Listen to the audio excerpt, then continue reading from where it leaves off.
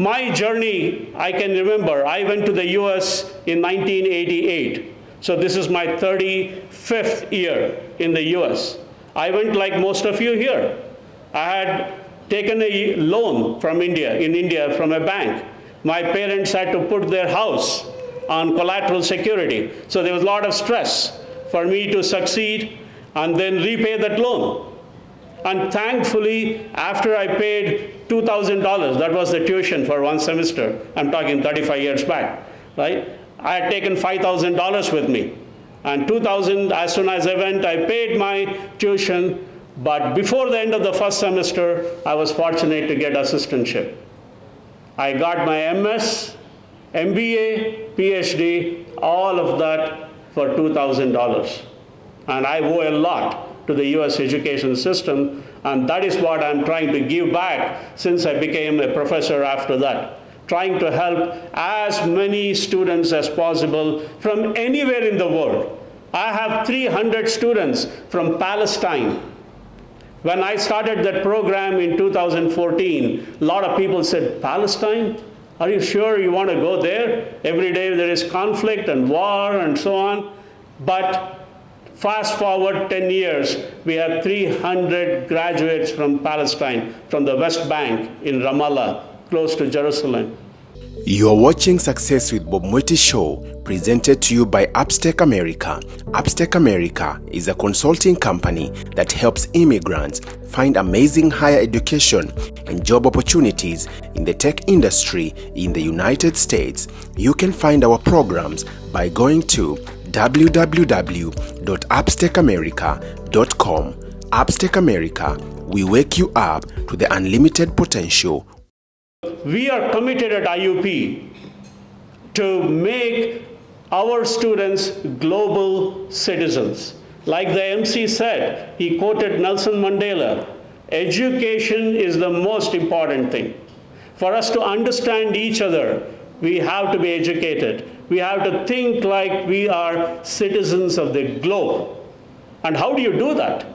When you come to the US, it is a melting pot. You're not going to be sitting shoulder to shoulder next to a Kenyan student only. You'll be having students from Western Pennsylvania, Caucasian Americans, to Indians, to Chinese, to Saudis, to Nigerians, everybody, which helps you become a global citizen in terms of your thinking. Even the kind of education that we impart in our MBA program, the case studies that we use, it is all over the world. IT supply chain management. I use multiple case studies about Balor Logistics in Africa, Dangote. I use case studies from Japan, China, Australia, not just the United States. That helps you as a student, as a young person, to think how the entire world is thinking. So that is what we can assure you when you come to the US. Every one of you here sitting here should think of being a leader. Students. And when I say leader, it doesn't have to be the CEO of the company. The definition of leader that I'm using here is different, it's pretty straightforward. I will put your focus in the next 5 minutes on 4 C's. Those of you who come to Indiana, Pennsylvania for an MBA, I'll do an orientation when the first day you come there before college starts. And I will tell you, you have to focus only on A grade and B grade. Never get a C. I don't know how many of you are familiar with the US grading system. Some of you in your universities in Kenya may have A, B, C grades, or some of you may have marks or percentage. I know because of my experience in other parts of the world. But in the US, it is A grade, B grade, C grade, F grade. You want to avoid C's. F, forget about it. F is fail. You definitely don't want that.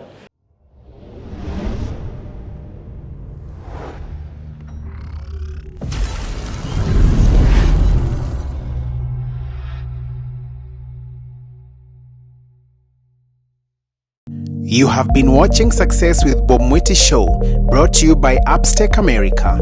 Come back again next time to learn concepts, tools, strategies, and resources on the path of becoming a successful immigrant in USA through real-life experiences.